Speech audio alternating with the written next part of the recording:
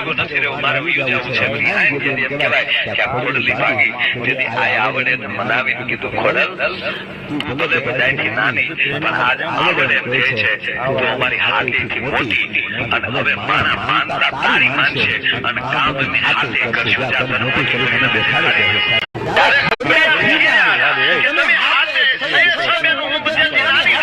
તમે બધું કામ નથી કીધું અને કાંઈ